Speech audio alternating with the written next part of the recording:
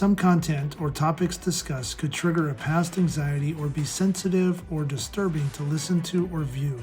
Please view and listen with caution. Welcome back to Walking Tall. I'm not quite sure what season to call it, but who cares? Nonetheless, we're back together. And if you can't tell, I'm just so absolutely excited. This feels like what I should be doing, what we should be doing together. We're back again with the Walking Tall movement, alongside me, Todd Blyleven, and Dr. Vanetta LaRosa. And Todd, I've missed you. You've been busy doing all your things. I know you got a lot of work going on with yourself personally behind the scenes, but also the I'm Going In podcast is launched and you're killing it over there and highlighting some great people and doing great work speaking as well. So for a few seconds, why don't you catch everybody up on what you've been doing in this little absence of ours before we let Dr. LaRosa talk? Yeah, I think, through the journey of learning how to live with your trauma, and the story that, you're telling has it shapes over years. And, I've been really involved more in the first responder, military space, and also in the sports space. But, just telling that story of the survival piece, the aftermath of trauma. And it's exactly what we're talking about with Walking Tall. So I know, we were taking a break as a group. I got asked to do something on a personal level to get a little bit more intimate on a one-on-one, and it's all connected to what we're doing. And so, we'll have the guests that I'm bringing on here so they can really dive into you, Chris, and Dr. Rosa, and it's just all going to be amazing. So, yeah, I've been still writing my book, almost done with that. On the personal side, everything's good, but I'm excited. I love this part of it, the interaction, and our guests do too. So I'm excited that Walking Tall is back because it's all about walking tall. That's what we try to do every day, right? So excited to be back with you guys.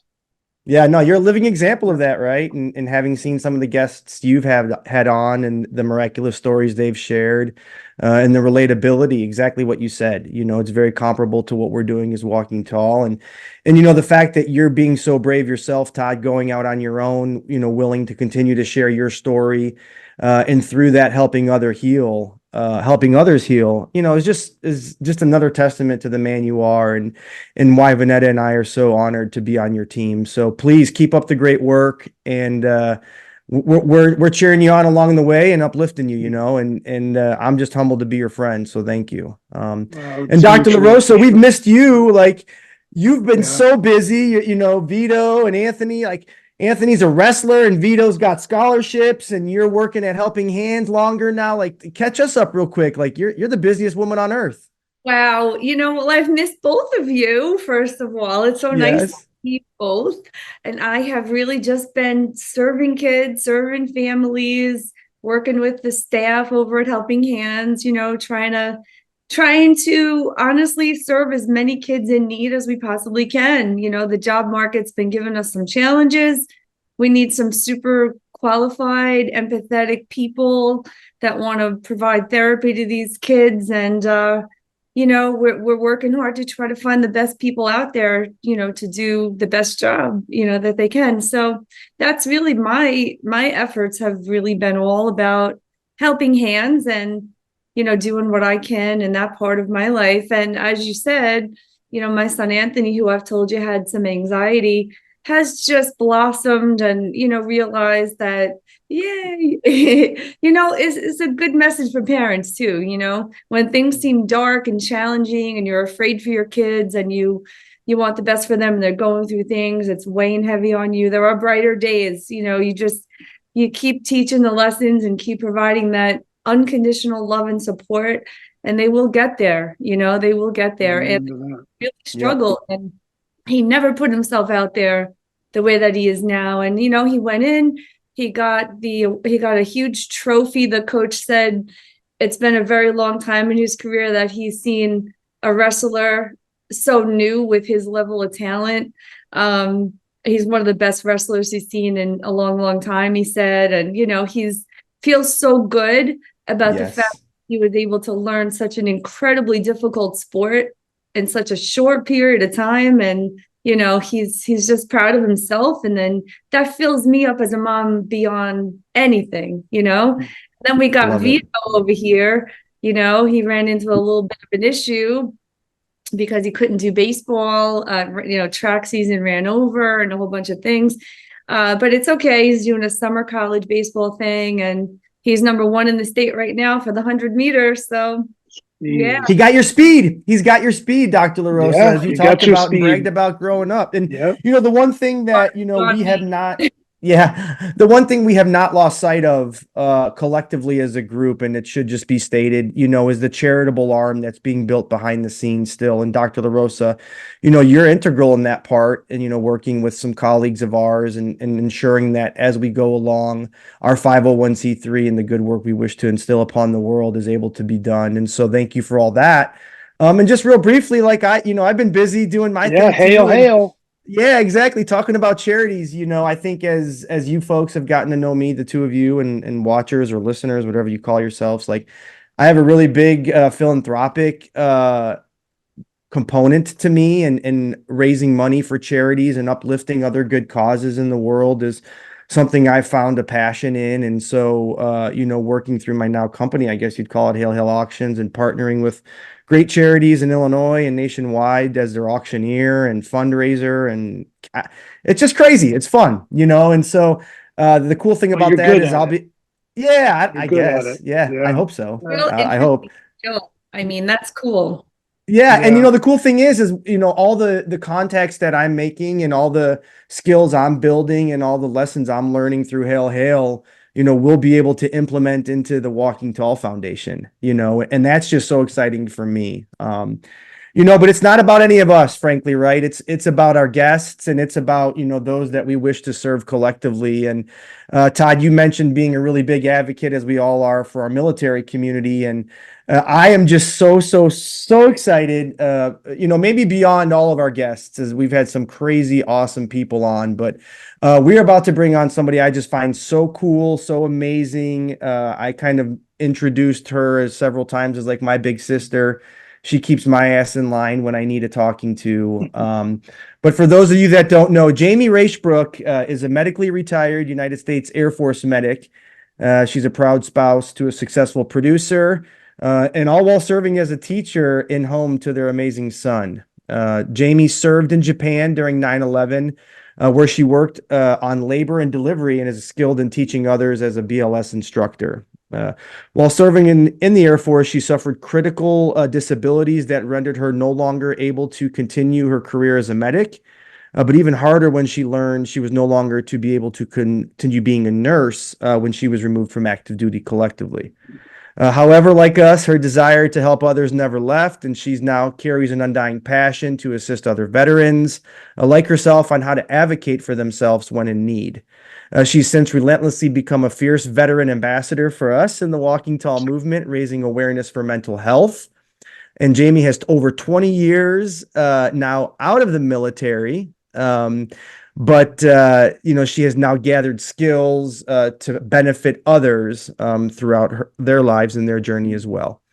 Through those journeys, she's found those lessons not only challenged her and her family, but also became invaluable.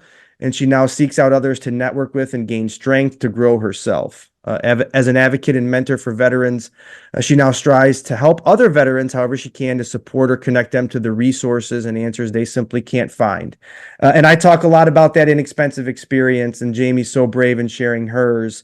And we're about to hear her story firsthand. So Todd, if you don't mind, let's welcome Miss Jami Raishbrook. Hi, Jami. Hey. You'll have to wait and hear, as I always say to all of our guests, the introduction. But I will just say I started off with first and foremost saying we've had some amazing guests, as you know, being a part of our team as you are. But I've been the most excited to get you on for many reasons. Your story, it's not, I don't lie. I'm just kidding. Especially to my big sister, as I called you. But nevertheless, your story's so miraculous. Your tenacity is so inspiring. there's just so much that I can't wait for others to learn about you. So the floor is yours, Miss. Tell us a little bit about who you are as a person, your service, and where you ended up as you kind of were no longer active. Well, we met last summer, right? Because you were reaching out to me because you needed help with your grandfather's stuff in military, right? Mm-hmm. So mine is not straight from the military, even though my stuff happened in the military. Mine started from childhood, but I didn't figure that out until I was knee deep in therapy. Because mine happens to be one of those piled on like bricks, like where we just stack and stack and stack and stack and stack. So it takes quite a bit to like unstack after a while. So mine happens to be one of those disabilities or illnesses that happen to have the capability of rearing its ugly head, I guess you should say. I have something called psychogenic non-epileptic seizures. So what that kind of is in a nutshell is you have pretty much I have PTSD and I have depression and I have anxiety, but mine happens to show up in the form of seizures. But I also get a plethora of all the signs and symptoms of migraines and illnesses and all that stuff, because it will show up in a form of other things like, and acid reflux. And when I get migraines, that will actually lead to other things. So what I didn't know was what that actually entailed to get to the actual disability. Like I thought when they first diagnosed me that I could just get rid of the seizures, like take a med and knock it out of the park. So pretty much my story started way early in childhood. My father died at 4. He died of a drowning. And so when I realized early on that trauma doesn't actually like you're expecting, I thought that because I was a medic. I was in the military. I was a medic. I was a nurse. I was a firefighter before I even joined the military. I was expecting that, I could just solve that one issue. That actually wasn't my story at all. Like my story started way early on in childhood. When my father had died at 4, it was on his birthday. He was 32, very, very young. And when he died at 4, I thought I had already gotten past it when that actually wasn't the case. I had never really, really dealt with it. He had gone to his birthday, or he'd gone with his best friend to for his birthday, gone out to the water. We lived on the water and he never came home. And just not dealing with that. My mom had remarried at 5 to somebody else. He actually was a Vietnam veteran also, but was buried in the PTSD because it was unmanaged, untreated. So with him being untreated, I was living in that PTSD household with somebody who was unmanaged with their anger, and that abuse was led on to me, where I was the one who was the problem child and I was the one who wasn't behaving, and I wasn't the one, even though I had never even I had been holding in my grief, and I was moved into somebody else who was new at age 5. Like I didn't even know this guy. So I never even dealt with my grief. I moved into somebody else, and then it just kept compiling to there till I was a teenager. When I moved in, or when I started to really unmanage that anger, by the time I was a teenager, it was kind of like a pot boiling over. You couldn't get me under control. By the time I was a teenager, I had gotten into a plethora of things that teenagers get into. To say just like, just like they do. I had Wow. I had an aunt who was my dad's sister, and my dad's sister was saving me from getting into foster care. My parents had enough of me, and they were going to put me in foster care or a group home or something. And so I had kind of hit that pinnacle of I was getting kicked out and they were going to send me away. And my aunt said, absolutely not happening. You're going to come with me. She was single. She didn't have any responsibility outside of, she was a chiropractor, but she's like, that's not happening. So she took me in. And by the saving grace, she made sure I graduated high school. Pretty much from that point forward, I changed. I didn't know I was changing, but I was put in the right circle around the right people to make sure that I had some kind of moral compass, because up until then I didn't have any moral compass and I wasn't really getting around the right people. Once I graduated high school, I realized I really did good around medical. I didn't know why. I was adrenaline junkie. I wanted to do emergency medical or babies and stuff. I wanted stuff where medical changed all the time. So I started nursing originally. And once I started nursing originally, then nursing back then, this is a while ago in the 90s, nursing was really hard to get into. So I actually had started nursing school and then kind of changed my trajectory into firefighting. When I got into firefighting, I was the only female in 30 guys when I started Fire Academy. So when I got into the Fire Academy, I was like, this is tight. Like, I can do this. No big deal. So I wasn't even really paying attention to the kind of the harassment that was going on. It just was because I was so numb as a person. It didn't even dawn on me that you just kind of acted the way you're supposed to act and kind of, you were just taking it on because I was just blocked, right? By the time I got into the department, though, I just knew I wanted a family.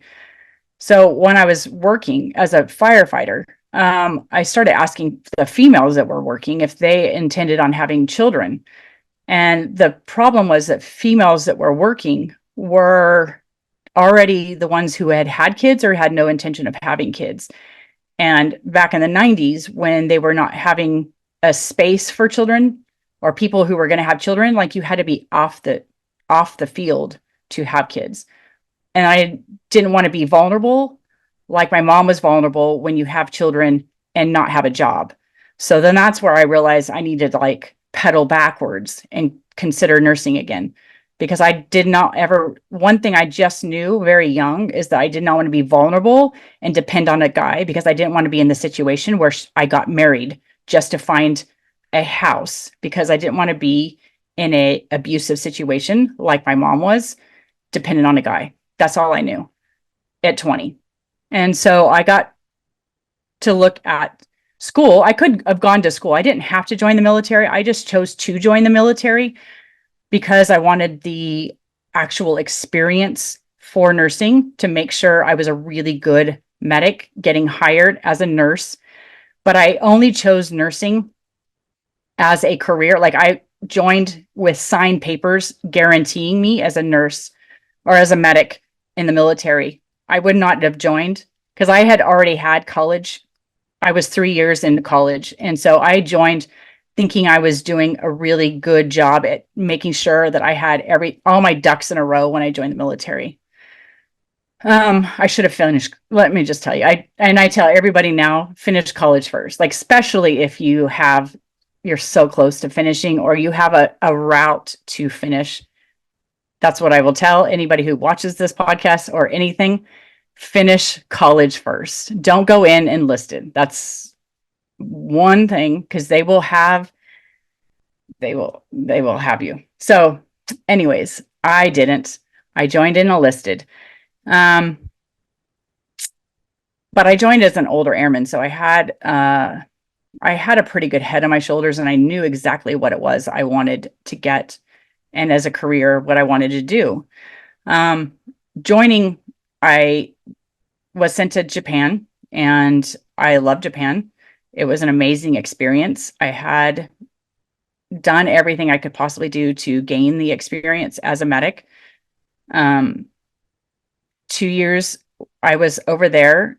I had done all the credentials or anything extra I could possibly do as BLS instructor or teaching I worked as labor and delivery on base for 2 years, and I was taking any credentials or anything I could do to get certified coming back to the States.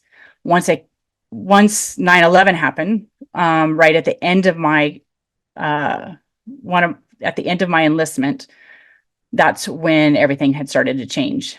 9/11 happened. We were already packed and ready to go when 9/11 happened. I was expecting to stay. I really wanted to stay. That's what I had been training for. I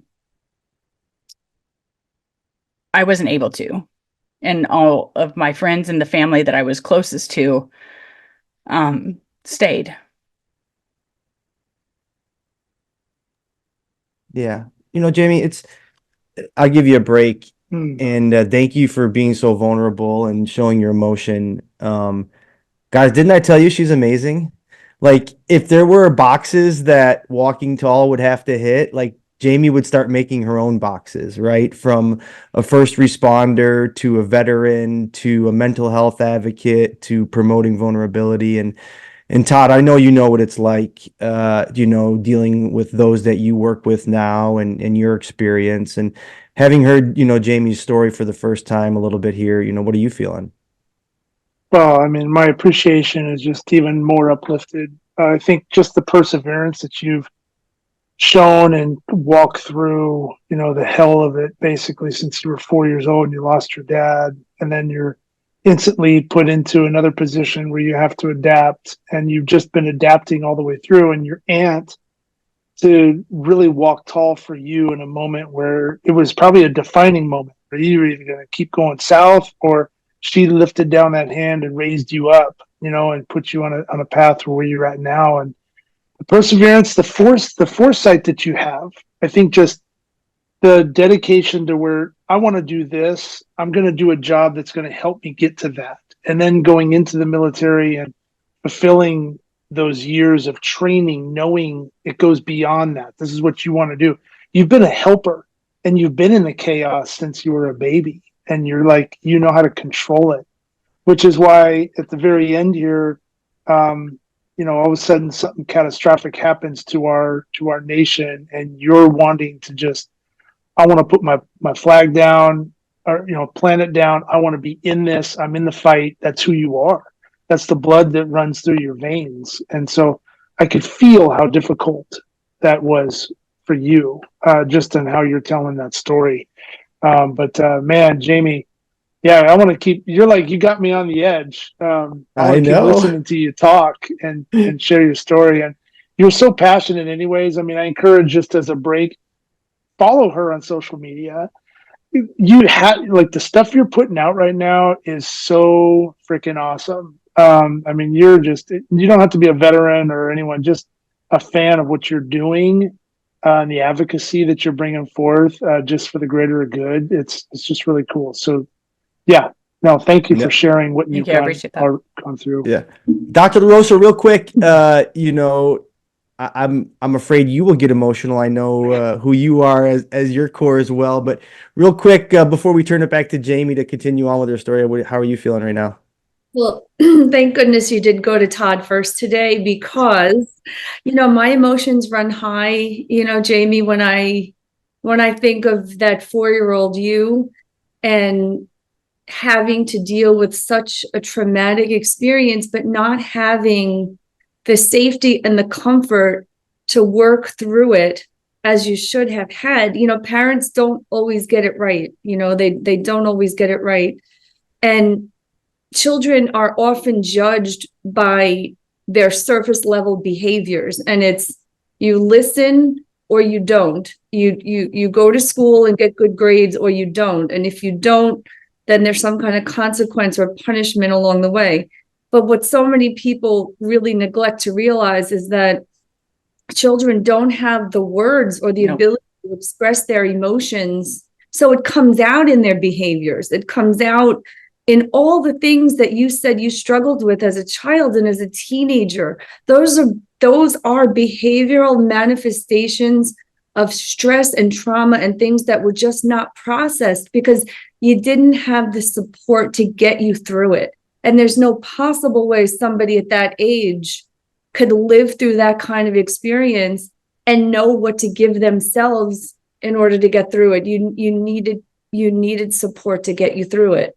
And so I know. And Dr. LaRosa, you've often talked, and you've told the story about how close you were with your father, and Todd, I know how close you are with your dad and I with mine. And, and Todd, you and I both have daughters, and so we have daddy's girls. Like, I just can't imagine, that dynamic of, not having a father or vice, it just breaks my heart. But, what doesn't surprise me, Jami, as you said, as having known you as long as I have now, like Todd and like Vanetta, right? Like those who maybe go through the worst, like come out the best and with the best intentions through their experience. And I know you had just a plethora of experiences, after 9/11, and we gave you a break to kind of catch your breath. So if you don't mind, let's pick it back up.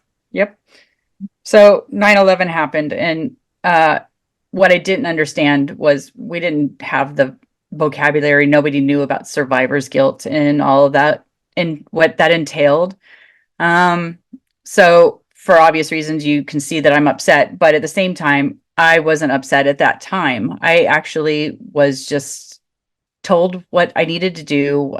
Like I kind of debated it, argued it, tried to stay for those things, but at the same time, this is what I was told. I needed to come back. I'm within the time frame that I have to come back, and I went with it. There wasn't a lot of emotion at the time. These tears things is now a thing, but it wasn't a thing then. So I did what I was told. By the time I came back to the States. And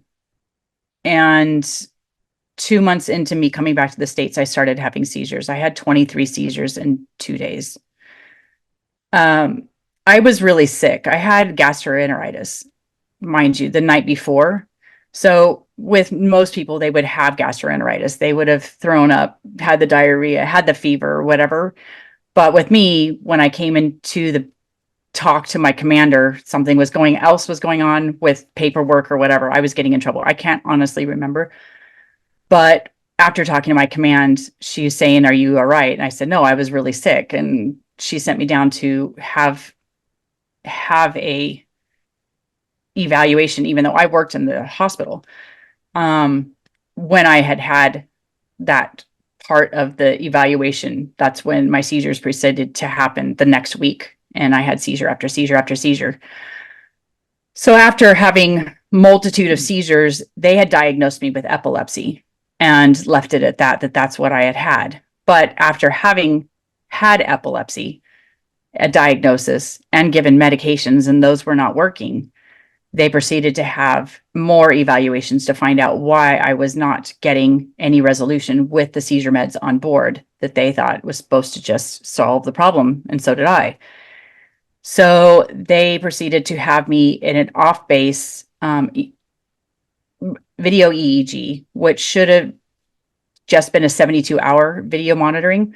The video monitoring is supposed to put you on a bunch of wires. They monitor your system and take you off all your meds. And after the 72 hours of just seeing what happens, while the seizures are supposed to be happening, they can tell what kind of seizures I had, but I didn't have any seizures. Once I was off base and away from everybody, I didn't have any seizures. Nothing was triggering me.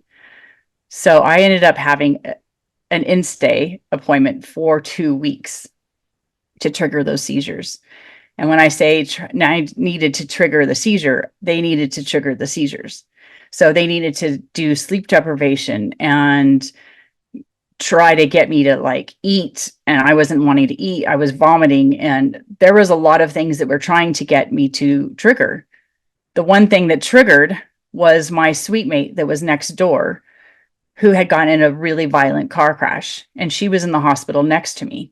And when she was in the hospital next to me, she had crushed half of her body. Her leg was hanging out, that kind of thing. And I wasn't able to leave that hospital that I was in to go see her. The only person who came into my room, mind you, when I was in the hospital, nobody from my command was allowed to see me because the civilian doctor had taken over. He was a neuropsychiatrist.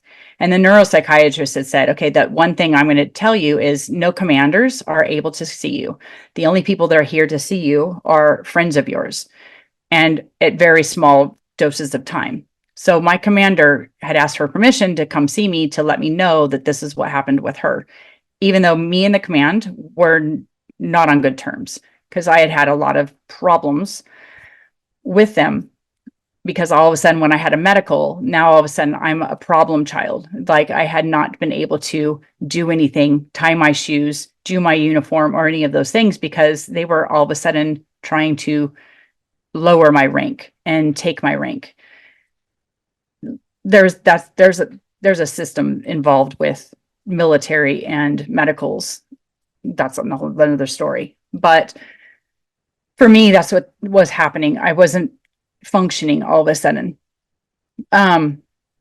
So when he let her come in to tell me what had happened with my suite mate, as you know, because her and I were really close, I then proceeded to have 4 seizures, one on top of another in a 12-hour period. When he got that on the video, he was able to see that no epilepsy was a part of that. I didn't know why he was monitoring me for so long. First of all, like I didn't have any clue. He told me after the fact. But when no epilepsy shows up on the monitor, it's just a seizure. But when they don't show up, then that's when he was able to diagnose me with the fact that I have 2 different types. I have epilepsy, but I also have psychogenic non-epileptic seizures. But at the time, they were coined as conversion disorder. And that's where this separate diagnosis comes from. It's kind of like a computer. You have a hard drive and you have a soft drive. The hard drive is where some people have epilepsy, and the soft drive is your psych and understanding your psych. But I understood it. I just didn't appreciate it. I didn't appreciate the fact that your brain controls the whole rest of your body. And I didn't appreciate the fact that even though I was medical and I could speak medical, I just didn't appreciate like how powerful it becomes and how powerful you're understanding your mindset and your body and your mindfulness, like how powerful it really controls the rest of your body. And it's very medical.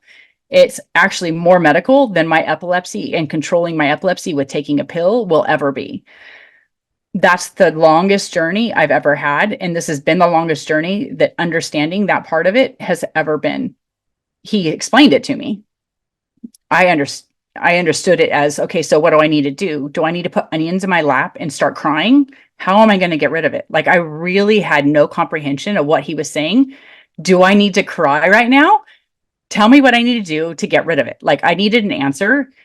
That's all I needed. And he couldn't he's telling me that it was going to be a very, very long road, but I couldn't wrap my brain around the fact that I could not get rid of it immediately.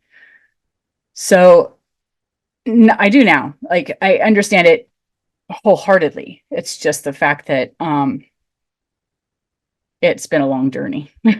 Yeah. No, and Jamie, like again, as I introduced you, I kind of talked about inexpensive versus expensive experience, right? Like that inexpensive experience is you learn through others, by sharing stories, and that expensive experience is like when you live it. And, you've been so instrumental to me, and a lot of what your story has been and what you've been sharing, while in a different manner and a different light for me personally, is very similar. And you've really kept me in line, and by sharing your story, through systems and through, different hurdles you have to jump through, and how to manage the laws and how to manage all these things. And you've become almost like an expert, in systems and such through your experience. And it's just a shame, because we're all humans at the end of the day, and we deserve to be happy and treated as such. But that's just not the way society works. And, Dr. LaRosa, it's Autism Awareness Month, and you see the systems and how they treat those with autism, right? And like hearing what Jamie went through, while just trying to serve our nation and get healthy, like it just breaks my heart, and I know it does yours as well. So sorry, I was muted again. See, I had the technical problem that there was. We're back without a technical difficulty for Vanetta. We're not in sync. That's a minor one. When I hear your story and I think about the psychogenic part of your epilepsy, I mean, for those listeners that may not know exactly what that is, it's the symptoms are real. The body reacts as if it is undergoing a real seizure, but it's absent from neuroimaging studies. The brainwave pattern just doesn't show up at the same time that the seizure is happening all the time, and so that's why it's termed psychogenic. But it's another way, just put very simply, for the body to express the trauma that the brain and the heart is feeling or has felt. And again, when you're 4 and when you're 5, and when that trauma just goes untreated for that long, coping mechanisms are developed. Oftentimes denial becomes part of it.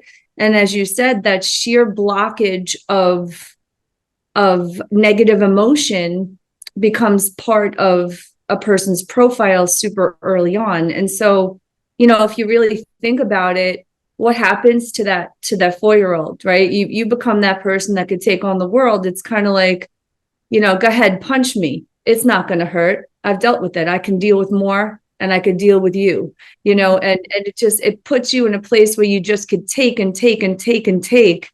And you get right into that mindset, like you said, where you didn't even process the harassment and abuse that was around you, directed your way, because you were so used to that blockage and just saying, bring it on, you can't hurt me, and all the while, the foundation of coping mechanisms were never really established. And so as you take more and more and more, the cup is overflowing with stress and trauma, and then the body reacts. And your body certainly did tell you, hey, it's time to take a step back and try to work through some of this stuff, and that's where we all land ultimately, and for another day, I could share some stories of my early childhood, that were pretty tough. I experienced something, kind of similar to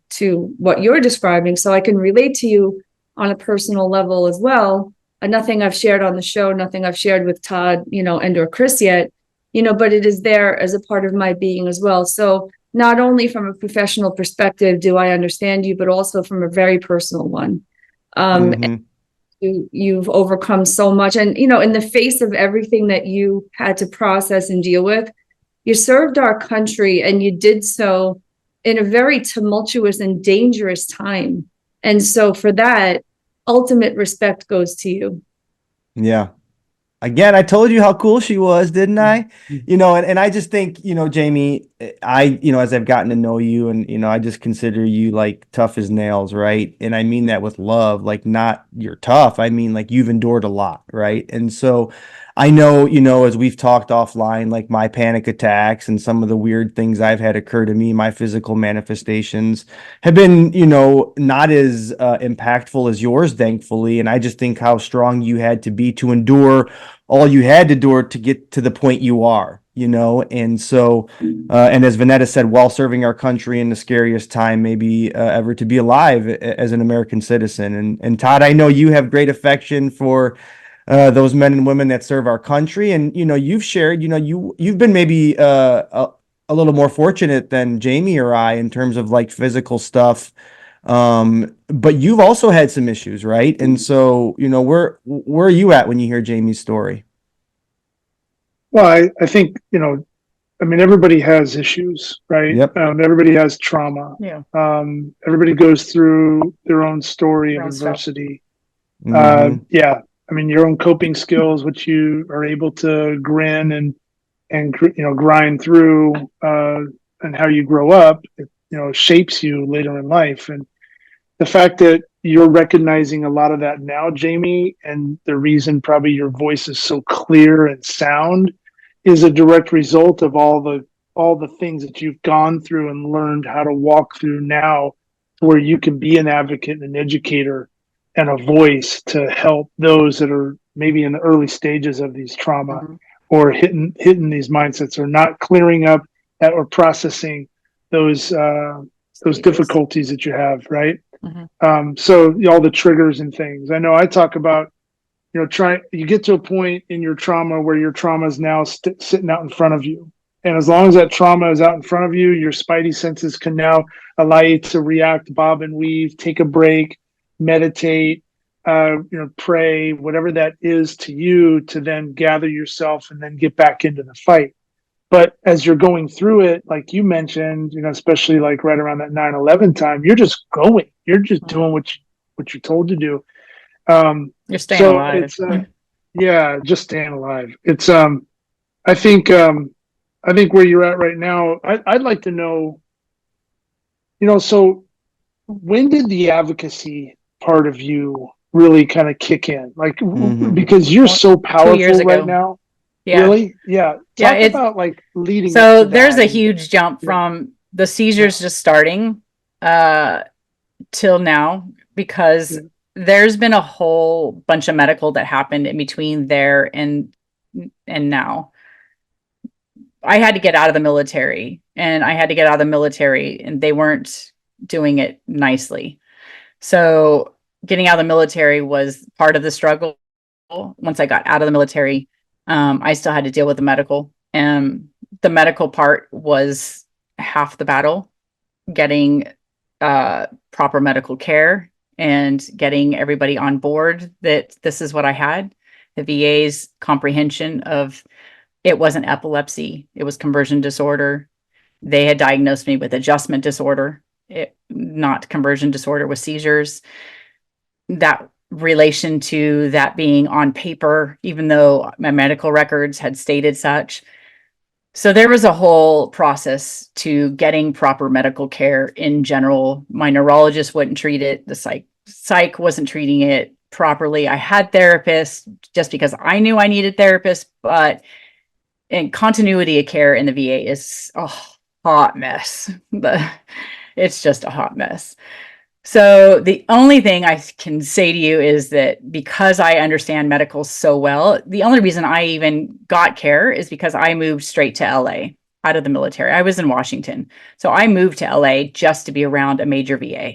And because even if I couldn't get care in LA, I had a multitude of other hospitals to choose from. That's the only thing I can say to you is my saving grace, is because I could pick and choose where I needed to be. That's item number one. I did not choose any other place outside of being here. I didn't have anybody here when I moved here. Nobody. But I just knew I didn't want to be there. I did not want to be in the therapist's office. It took me a very long time to go through that process. I just knew I had to be there. I didn't want to be there. There's two different. So it took me a long time to get through that process. So that's where I have a lot of empathy for people who are having to go through that and like unbury that stuff, especially when they don't know what it is they're trying to get to. Because I did not know what I was trying to get to. I did not understand what it was that I was there for. I just knew educationally I needed to be there. I didn't know what it was. I could sit there in a therapist's office for 45 minutes out of the 50, completely not saying a word. But at some point in time, it was clicking. I don't know how, but it did. And then it just took a while to understand what it was. Years, actually. Years. This is a long process. This is 12 years of therapy later you're sitting here now with. So there's a point, though, in the appeals process that I have had to have seizures be so violent that they've dislocated my shoulders. I've had multitude of shoulder surgeries. And once I started the appeal, that wasn't until 2010. Once I started the appeal in 2010, and I've now rediscussed my case so many times, it was actually causing so much trauma that once it was causing so much trauma, it actually started to make it to where I was reliving everything. Every time I go to the doctor, I didn't realize that that was actually triggering, causing more problems with my seizures. So when I had to do that over and over and over again, because I wasn't getting the help I needed, when I'd go to the VA or if I go to somebody who didn't know the answer, I would be triggered at home and cause more problems. So by the time I had actually gone through the system, which is where we're at now, by 2022 is when I'm saying this very shorthandedly. I went through 3 Board of Veterans judges and Court of Veterans Appeals with my appeal. Like, I have been fighting and fighting and fighting for a change in mental health rating in my appeal. So when I say I got ahead of the court when this whole influx of veterans now that are coming through, I was just ahead of it when the war had come out. Very, very few of us have actually gone and won at the level that I have had. Very, very few, if any. So I came through in 2010, and I was on an appeal for 12 years to change my mental health rating because I was very underrated for mental health because they just weren't acknowledging the PTSD at the level that they were now that they are understanding and rating it. They tried to lose my case at one point in time because they weren't acknowledging what was happening to me, because they would just say that it was adjustment disorder. It wasn't adjustment disorder. It never was adjustment disorder. I was having seizures. So the fact that they wouldn't really give it the recognition that it had until this last war came out. But that's where I just stayed the course. Like, I refused to give up. But at one point when I had lost my case, I had just stayed to the point where it was becoming like a huge barrier on my family and now my son, where you've now caused me to really want to really consider suicide. Like, I'm at the point, is this really worth it to be even here? Like, it was so real. I had a plan, I had a place, I had meds, I had everything that I needed. I didn't know where else to do because nobody believed me.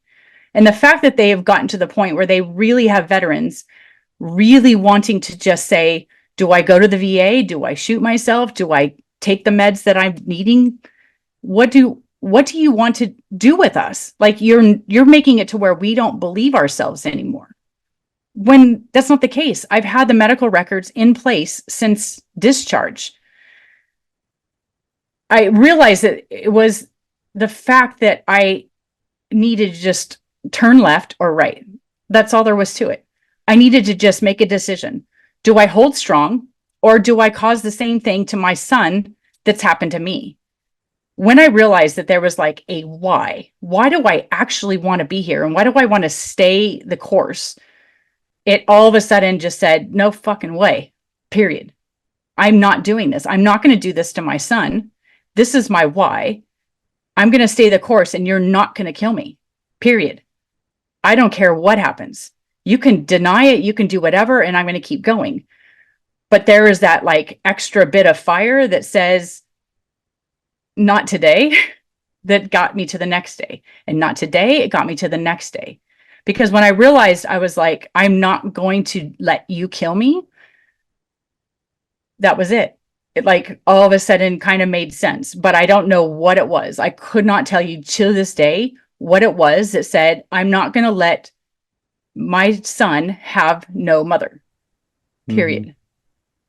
Well, And Jami, the world is better for you here in so many ways. Like, I can't even speak to it, and to hear you went through what you went through for 12 years, and as if you have been a great mentor to me, in my experience, and having endured to a much lesser degree what you had to for just a year, like times 12, I could understand why you were at the point you were at, because at times I questioned my own existence. Like, you and I would talk and I'd be like, am I valid for feeling the way I'm feeling? Like, I know who I was and who I am, and I know what I'm experiencing. And Dr. LaRosa and Todd, you being two of my best friends on earth, like, we've had many conversations about how systems really do make you feel crazy. And I don't use crazy facetiously, or like, it makes you feel like you're doubting yourself. And Todd, we don't want to spend too much of Jami's time today, and we want to hear more about the work she's doing, and you asked a great question. But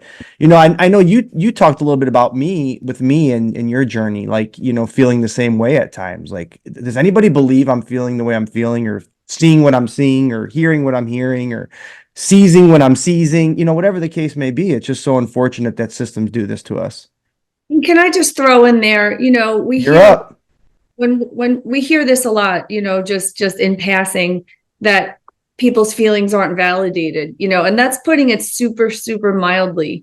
But when you're experiencing something that's terrorizing your life in plain English, and nobody's validating what you are feeling and what you're experiencing, it can create that level of disconnect and, self doubt and all kinds of things that you have described. And you went through the highest level of being validated, and I think about how fortunate your son is to have you, and whether it was divine intervention at that moment telling you, hey, it's a left or a right, and you're not, you're meant to be here, you're needed here, you're loved, right, and needed, and you have a purpose. I think that that's such a powerful moment, that you're sharing right now, that hopefully when others hear this, they could be encouraged just to hold on that extra day, even if it is taking it day by day. That's such a valuable lesson that you've shared today. So thank you for that. Among the many, right, Todd? And, the thing that Jami and I related to, and she, I've been fortunate, as she said, to have known her last summer while I was still, on a daily basis subjected to my trauma being in the community I was working in, right? And how challenging that was for me.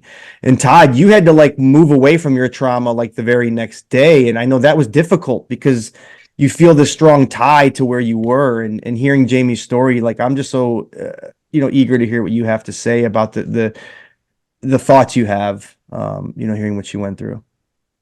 Yeah, I look at, here you are, living life, you're young, you got this dad, and then he passes, and you've experienced that growing up without, you rebelled, your aunt comes in, like we mentioned, lifts you up, but there was still this part of you that you wanted that happiness and you couldn't find it on some level, right? So you figure, I'm going to help people.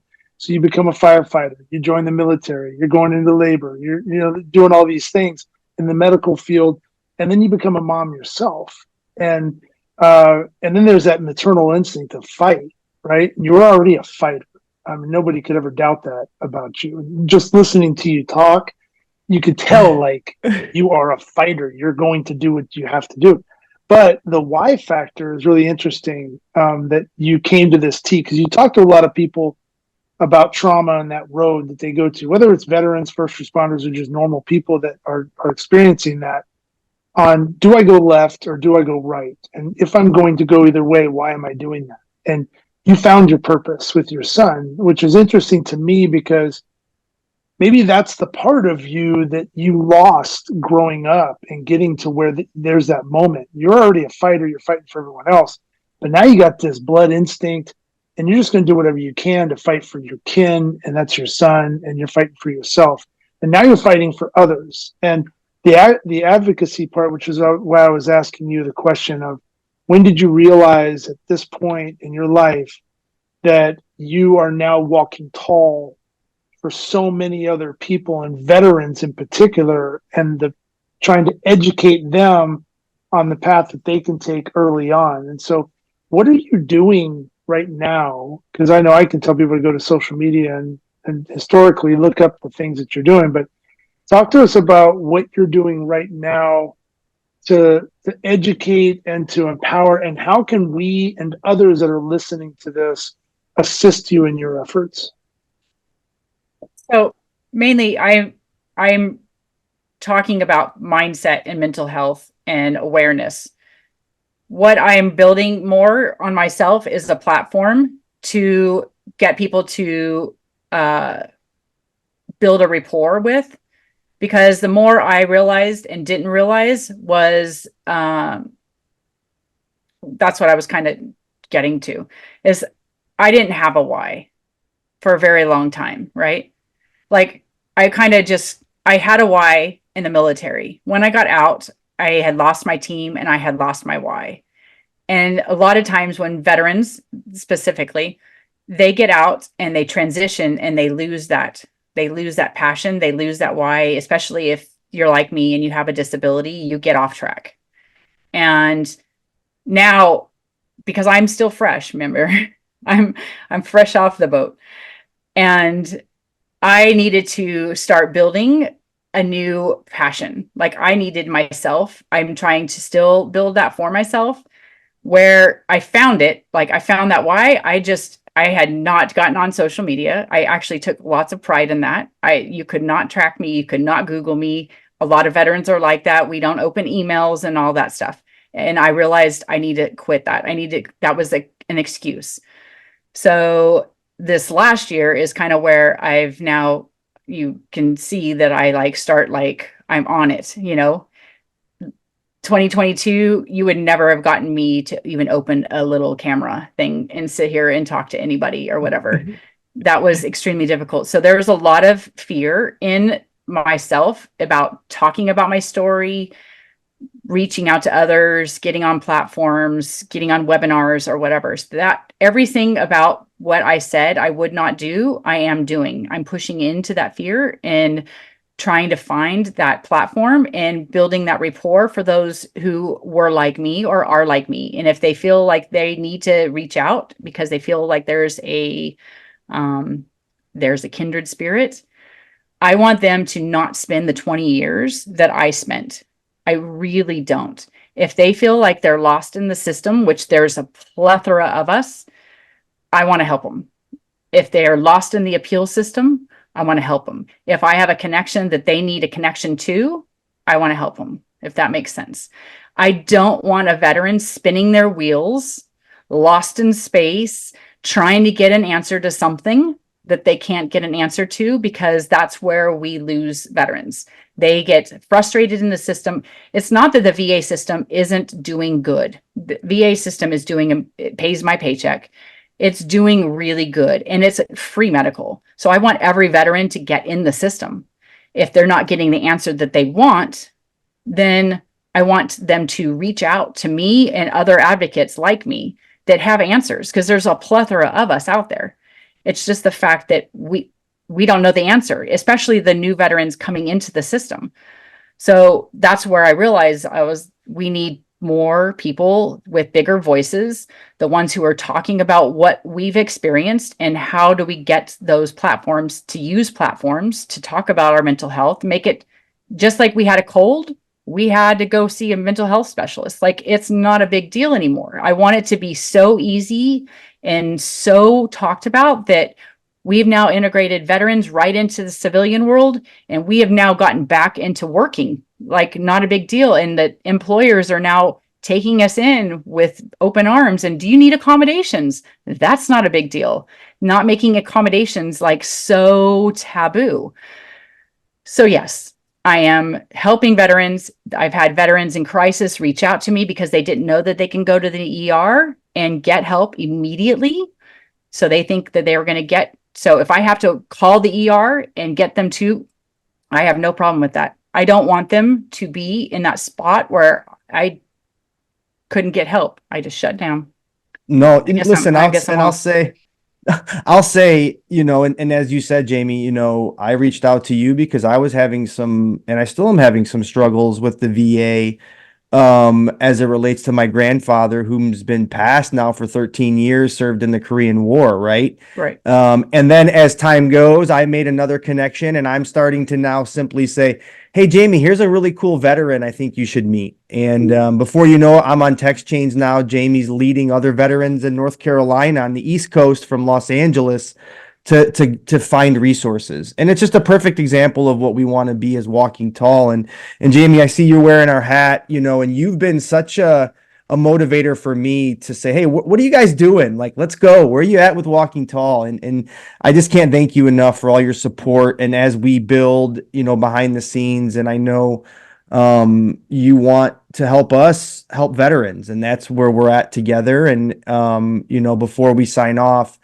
I just want to say thank you personally for being my friend, for having an ear when I need to vent, or to give me a good, tongue lashing when I need to be kept straight. Like, you're just so amazing. And Dr. LaRosa, I told you how cool she was. right? Like, we're going to wrap up here. And I know we probably cut Jamie's story short because there's so much more to it. But at the end of the day, like, she's not going anywhere. We're going to have her back on. And Jamie, we'll give you one more time to wrap up. But Dr. LaRosa, like, what are you thinking? What are you feeling? This is our first show in quite a while, and it's probably one of the best ones we've ever done, frankly. So, how are you feeling? Well, it brings everything a little like, kind of full circle for me, because one thing that we have really strived to do is share people's stories of how they're walking tall and what inspired them to get to that place in their life. It's not easy to be an advocate. It's not easy to take on the problems and circumstances and difficulties of others. It requires a lot of empathy, tenacity. It requires time and giving of yourself. And so you're doing all that, which is driven from just this innate desire to spare people the pain and suffering that you have gone through. You're a perfect example of walking tall and why we started this in the first place. And I think that if we can continue highlighting people like you and sharing stories like this, we're not only validating people's feelings who feel alone and unheard, but we're sharing hope, and we're sharing the message that somehow, some way, even if you find just one person to hear you and validate you, it can make a lifetime difference. So I couldn't thank you enough for sharing your story today. And I do hope that we get together and hear more of all doing. We will. She's not going anywhere, I hope. Todd, you're just doing so many cool things in the very similar communities as Jamie, and I can't imagine offline what you two will conspire to do moving forward. But how are you feeling right now? I can only imagine. Yeah, no, I mean, Jamie, you're a mental health warrior. You're an advocate.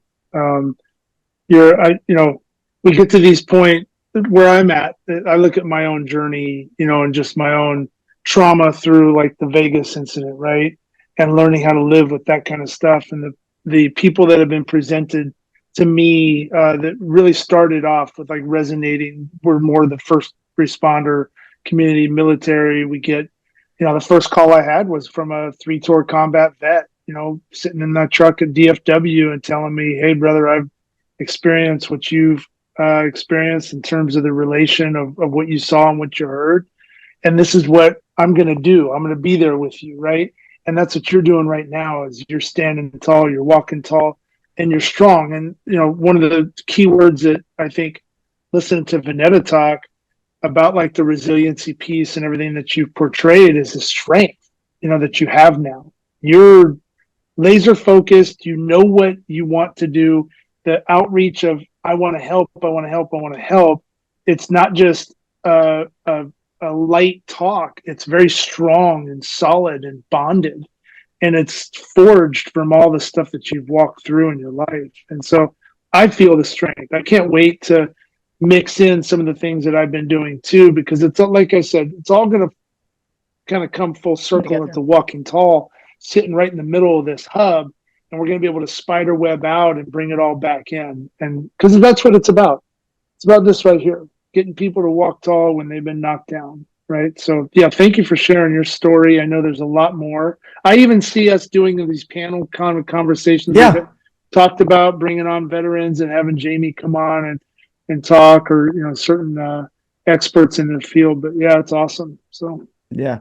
And, Jamie, one thing I didn't mention, and I've been so appreciative getting to know you behind the scenes, is not only are you exactly as Vanetta and Todd said, and many more things, but you're also extremely vulnerable, right? Like, you're not afraid to sit back and say, hey, Chris, I'm struggling. Like, I can't help you right now, right? Or I got so much going on, I can only give you, like, you have boundaries, and that is just so impressive because you know yourself, right? And being vulnerable is just really what we're trying to instill upon others, right? Like, and then approachability, as we talk about, and all those things. But your strength is evident, but what folks won't necessarily always see is your vulnerability, and that's what I've gotten to appreciate just as much, if not more, as your strength and your endurance. And We were kind of kidding offline, but I'm going to be planning a trip here real quick. So it sounds like I'm going to need a couch to sleep on. I hope that's all right. And but before we sign off, I just want to give you the floor one last time. If there's something you didn't get to say, if there's a really quick story you want to share, but just thank you. Thank you for all you do and all you are doing. No, I just want to say, like, yeah, I think mostly I relate to veterans. Like, veterans, until they're strong, they're offline. Like, one-on-one mentoring is where I am the strongest. So I get a lot of offline veterans reaching out that are struggling. And so that's where I think I'm growing. And the more rapport I build, then I get a lot of reach outs on the one-on-one. So if and when somebody needs help, I beg them to like reach out and let me know if they're needing help, or if they even have a question, or they're stuck in the system, or they've applied for something, or they need help with a job and they don't know who to apply with, or whatever. I don't do jobs. I will refer them. I'm not a VSO, but I will refer them to one. But for the most part, if they're just stuck and they have questions, don't sit there and struggle with it. Like, we have so many people now that have so many answers. That's where you can really sit in it for so long when you don't need to have that anymore. And that's kind of where, if you want to just help with even finding what it is you want to do and why you want to do it, that's kind of where I'm really good. Like, yes, I didn't realize I was really good, but it's like, that's kind of where it's kind of, you don't know what it is, because a lot of times we just haven't sat there with a pen and paper and figured out what it is and why you want it. When you really kind of just need to get to the nuts and bolts, that's what it comes down to. Sometimes you just need to know what it is you're fighting for. And when we know what it is we're fighting for, then it kind of starts to become clear. Then you really know that, oh, I haven't figured out why I want to keep going and what it is I want to fight for. When you start figuring out that's the purpose, again, you have a purpose and you need to be here and you need to keep fighting, but then you need to figure out the steps to it. You don't need to figure out the steps yet. You just need to figure out the purpose. Once you figure out the purpose, the steps will come afterwards. You don't need to figure out all the things. Sometimes we try to get figuring out all the things on top of it, and that's where you get buried. It's not the steps. You don't need the steps. You just need the purpose and the why. So yeah, I'd say I'm in the mentoring phase of the ones who just want to stay incognito. I'm your girl. But at the same time, I'm not in the courses developing stage or any of that stuff or whatever, but still, don't stay in the struggle. We got a lot of people that are just here to help. And if you need to figure out who they are, then find us. You're it. I know firsthand, but there's other people who are. I know, but I know firsthand, and so there's not a person I would rather refer a veteran to should they need help. So please, by all means, Jami Raishbrook on LinkedIn. There's other platforms that we'll share. But Jami, I just want to say one last time, thank you for working with us. Thank you for believing in us. Thank you for your service. Thank you for everything else. Thank you for your couch in a couple weeks, so on and so forth. But before we sign off, there's always 2 words we want to just instill upon listeners as a group. We always ask our guests to lead us in those. So if you don't know what they are, I'll tell you they're walk tall. But just please, Jami, lead us in that. And we'll go about our day. And thank you once again for being our guest. And we'll see you again soon. Thank you so much for having me. You're welcome. All right, ready? 1, 2, 3. Walk tall. Everybody, walk tall. Have a great rest of the week. Bye.